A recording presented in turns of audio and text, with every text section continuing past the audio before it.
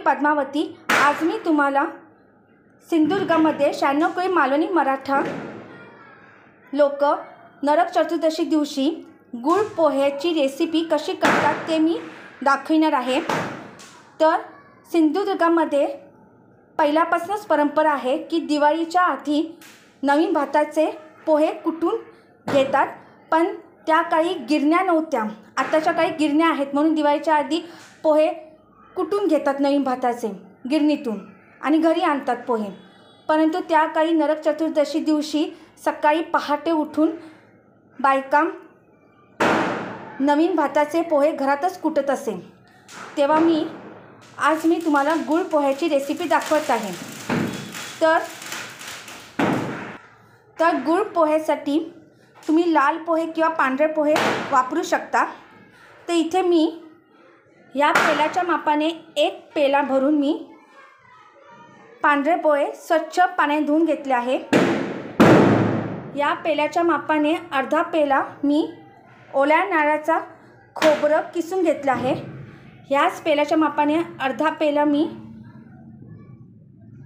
गुळाची पावडर घेतली आहे। पाव चमचा वेलची पावडर घेतली आहे आणि पाव चमचा हळद पावडर घेतलेली आहे। तर कृतीला सुरुवात करूया आपण। तर इथे मी गॅसवर कढई गरम करत ठेवली होती, ती गरम झालेली आहे। आता मी सर्वप्रथम ज्या पेल्याच्या मापाने मी ओलं खोबरं गूळ आणि पोहे घेतलेले आहे, त्याच पेल्याने मी पाव पेला मी पाणी असं ओतत आहे। आता त्याच्यामध्ये मी गुळाची पावडर घालत आहे। आता मिश्रण छान असं एकजीव करून घेऊया आपण। आता त्याच्यामध्ये आपण ओलं खोबरं घालायचं आहे, वेलची पावडर घालत आहे। आता मिश्रण असं एकजीव करून घेऊया।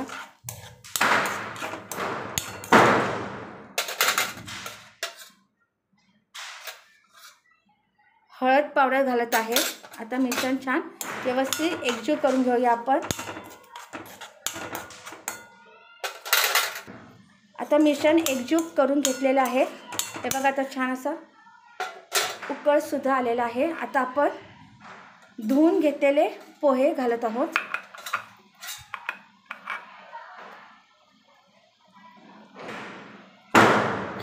आणि आता मिश्रण एकजीव करून घ्यायचं आहे आपण।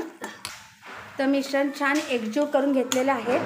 आता आपण 1 मिनिटभर असं परततच राहूया।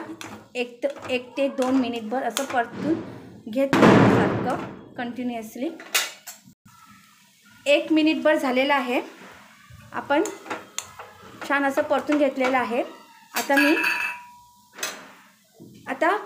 आता मी एक टिप सांगते। हे गुळ पोहे करताना मंद आचेवरच करायचं आहे गुळ पोहे। आता 1 मिनिट बरोबर झालेलं आहे। आता मी गॅस काढत आहे। तर आपले गुळ पोहे झालेले आहेत। तर अशा पद्धतीने सिंधुदुर्गामध्ये 96 कोळी मालवणी मराठा गुळ पोहे नरक चतुर्दशी दिवशी करतात आणि आपापल्या नातेवाईकांना गुळ पोहे बरोबर चण्याचे लाडू देण्याची त्या काळी परंपरा होती। अजूनही तशी परंपरा आहे, पण आता गुळ पोहेसोबत चण्याचे लाडूसोबत इतर करंजा चकली शंकरपाळीसुद्धा देतात। तर हा पहिला असा पारंपरिक पदार्थ आहे आमचा 96 कोळी मालवणी मराठ्यांचा गुळ पोहे।